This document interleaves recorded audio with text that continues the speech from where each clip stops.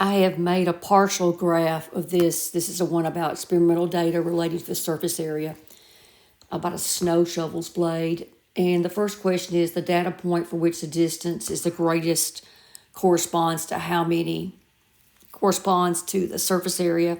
And that's going to be this point here. And this is surface area, your horizontal axis. So that's going to be 800 centimeters squared since this is 8.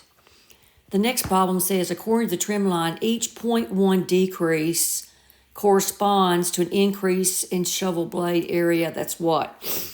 Okay, now this point here, if you look at the graph that's given, that's about go over 2 up to 1.6. That order pair there is 2, 1.6.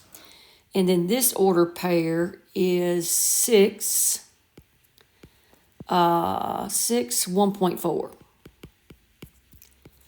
So the difference between here and here is 0.2.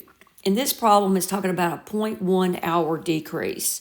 So if you go down, this is 0.1 here. If you go down 0.1 and then over, you hit the line there. And that corresponds to 4. So in between here and here is 100 centimeters squared. And then between here and here is 100 centimeters squared. So that's a total of 200. So if it decreases 0.1, then the shovel blade corresponds to 200 centimeters squared.